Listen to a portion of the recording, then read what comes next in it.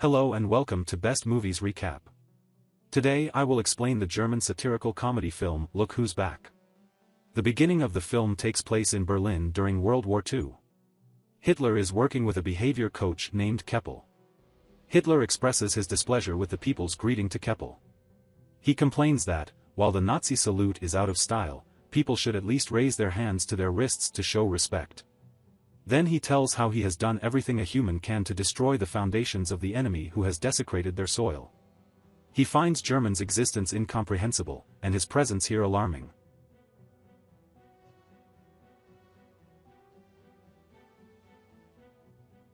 He wakes up on the ground somewhere in a forest in the following scene. Looking up at the sky, he notices that the enemy planes have vanished and speculates that they may have taken a rest. A ball suddenly comes bouncing towards him and stops just at his side. He stands up and walks past the bush towards a building. He is then approached by three young children who inquire as to his well-being. Hitler sees them and believes they are the nation's future. He then asks them how to get to the street. At the same time, a reporter, Fabian Sawatzki, is filming the children with his camera. Hitler can be seen on the opposite side of the screen. He takes up his army cap and thinks to himself, I should go to the Führer bunker. When Hitler walks down the street, he is astounded to see people riding monowheel bikes. He discovers people photographing him and laments that even though the rubble has been removed, people have gone insane. Then he feels a contemporary automobile in his fingers and wonders whether he went into a coma and missed the win. He realizes he is not fully aware of his circumstance and alerts himself to get further information. Then he asks a guy where the chancellery is, but the man instead requests for a photograph. He is frightened by the flashes of cameras as others approach him and take photographs of him. He's perplexed by what's happening, thinking that something strange has happened here. Hitler comes across a woman using her phone and hearing German as he leaves. When he approaches her and inquires about the time, she becomes frightened and spits in his eyes. As his eyes turn red and his vision becomes hazy, Hitler sobs in pain. He stumbles and moves to a nearby newspaper stand. He is startled to see the date written on the paper as being October 3, 2014, and immediately collapses to the ground. The owner of a TV station, Karner, commends Mr. Christoph Sensenbrink for doing a fantastic job as the deputy's head in another location. He provides a better alternative but instead names another employee, Miss Katia Bellini, as the managing director. As a result, Christoph is astonished and unsatisfied. He walks into his office and pours his rage on Fabian, a fledgling filmmaker. Despite his best efforts to persuade his employer, Fabian is sacked and thrown away by the guards. Some minutes later, Hitler awakens at the newsstand and inquires about the date with the proprietor. He affirms that the year is really 2014.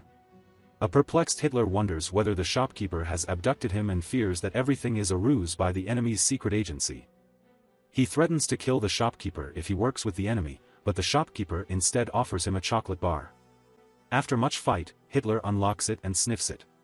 He proclaims it to be industrially processed grain and asks the merchant whether there is still a bread scarcity.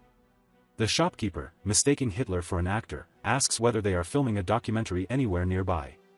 The shopkeeper then remarks that he resembles the Führer, to which Hitler responds that he is the Führer. Following that, Hitler notices a Turkish newspaper and inquires whether the store carries Stürmer or Panzerbar. According to the merchant, he has more Turkish clientele. Hitler is taken aback by the presence of Turks in Berlin. He then begins gathering information from the newspaper.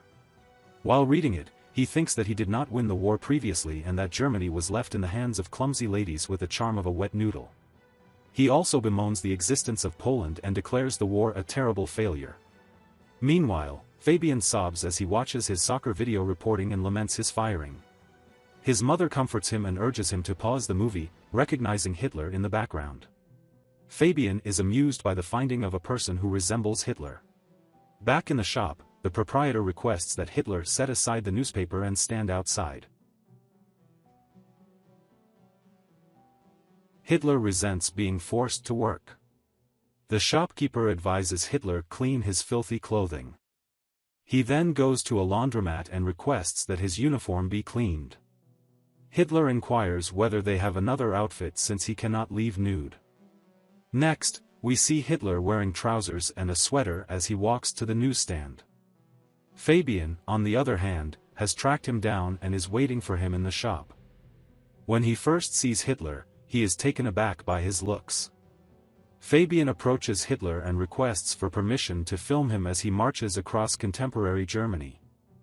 Hitler agrees with the concept. Fabian borrows money and a car from his mother and sets out on his voyage with Hitler. They wind up at a hotel, where Hitler is entertained by the television. He then decides to discuss politics during Fabian's lecture. He travels about asking individuals about their political opinions. Following the interviews, he concludes that democracy had little influence on people during his absence. He examines people's unhappiness and hidden rage, which reminds him of the 1930s, when people had similar beliefs but didn't have the phrase, political disillusionment. People inform Hitler about the country's immigrant problem, prompting Hitler to promote his theory that mixing races does not work. Later, Fabian queries Hitler about the origin of his peculiar mustache. Hitler responds by saying he trimmed his mustache to fit a gas mask. After some time, the two find themselves in a farm, where Hitler is bit by a dog. He fires at the animal out of rage. After reprimanding him, Fabian seizes the gun. Eventually, Fabian runs out of money during the tour. However, he comes up with a plan and persuades bystanders to commission Hitler to draw their portraits. Hitler creates satirical artwork that people find amusing and buy. Once they have enough money, they continue their journey. Back in town, Fabian shows Christoph a video of Hitler. The video has received a large number of views since Fabian posted it on the internet. The large number of views in the video impresses Christoph. He requests Hitler's name and phone number from Fabian. After meeting him, Christoph suspects Hitler is insane and requests that Fabian remove him from the office. Before leaving, Hitler enters the director's office and asks her to help him save Germany. Bellini, intrigued by the concept, inquires about the plan. She quickly requests that her assistant prepare a proper TV format for broadcasting the Führer on Hitler's idea. Fabian then threatens Christoph with taking Hitler away unless he returns his job. When Christoph learns of this, he hires him as a kitchen boy and promises to promote him when a new editorial position becomes available. Hitler is later assigned a table in the TV studio. Christoph requests that Kromier assist Hitler with computer use. Hitler recalls his days with computers and considers the invention to be one of the greatest. Kromier tries to sign Hitler up for mail but discovers that his name has already been taken. Hitler grumbles about others using his name and tells her to use New Reichschancellery, which he liked. Christoph intends to host a live comedy show called Whoa Dude. He is still irritated because Bellini was promoted instead of him, and he intends to cause trouble for her. He intends to introduce racism into the debate by making sarcastic jokes about Jews and to dismiss Hitler. The show begins, and the host, Witzigmann, summons Hitler to the stage. The audience gossips about Hitler's appearance, but when Hitler looks at them, the hall falls silent. Hitler quickly breaks the silence, but does not read the lines as written. He explains that he was supposed to tell a joke about immigrants but will not do so. He claims that television is a great human invention, but the shows that are broadcast are nonsense. He sheds light on issues such as poverty and unemployment, and predicts that the country's people are heading for the abyss without realizing it. Hitler vows to fight the TV not only until the abyss is broadcast, but also until he succeeds in defeating them. Everyone applauds him for his brilliant idea. The host, Witzigmann, is envious of Hitler's popularity. Bellini requests that Christoph broadcast Hitler in every show. Christoph is upset because his plan did not work out. In the following scene, we see Hitler give interviews on a variety of TV shows, stating that his goal is to make Germany great again. His popularity skyrockets, and he meets with numerous people and party leaders. He begins to enchant them all by sharing his ideas. Hitler and Fabian pay a visit to the NPD headquarters in Berlin one day. He summons Ulf Bern, the federal chairman of the NPD, and inquires about the progress of his cause. Hitler dismisses him and claims that they have squandered enough time, and the movement is stunned for decades as a result of their words. When the cops and the district attorney, DA, arrive at the TV studio, Christoph is overjoyed. They explain that they have come to file a charge of violating hate laws. Bellini then asks what they should do. Christoph quickly suggests that the Führer show be cancelled. The DA claims that they can continue broadcasting. Bellini breathes a sigh of relief as Christoph fakes a smile. After the DA departs, Kromier gives Christoph a letter stating the payment for the dog that Hitler shot earlier in his trip. Christoph cheerfully accepts the letter, believing it to be a means of causing trouble. Following that, Hitler is subjected to a television interview in which he is asked direct questions about his various roles in the war. Hitler responds that he wants to help people, but the interviewer tells him that none of his actions can be justified. He plays the video of him shooting the dog for him. The audience is disturbed by the video. Hitler is enraged and threatens him with doing the same to him. He goes on to say that he plans to turn their studio into a tank parking lot. Christoph feels better when he sees people's negative reactions. Bellini is fired following the disastrous interview, and Christoph is appointed as the new manager. Hitler then goes to Fabian's house and begins living with him. He expresses amusement at Destiny's Path and begins writing his second book. The book will soon be available for purchase.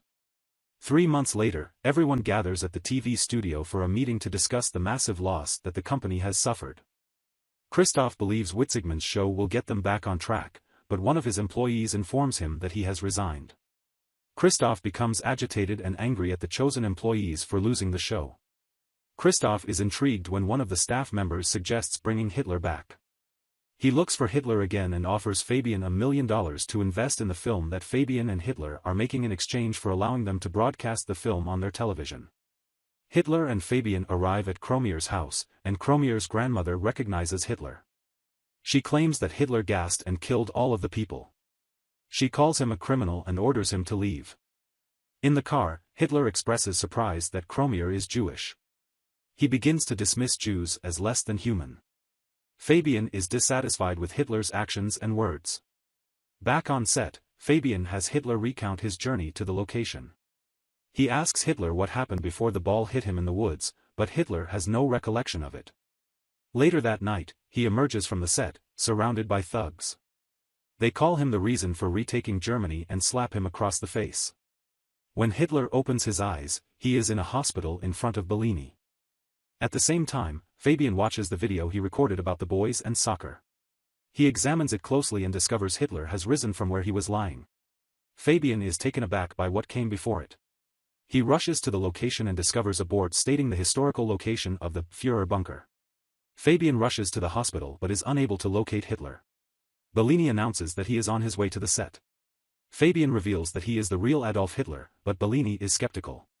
Fabian acts insane and tries to explain his theory in a hysterical manner. The guards attempt to apprehend him, but he flees.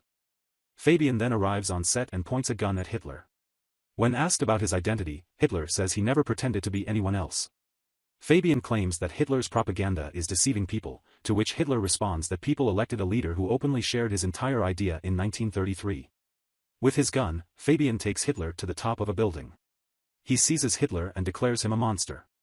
In response, Hitler says that ordinary people elected an extraordinary man and entrusted the fate of the country to him.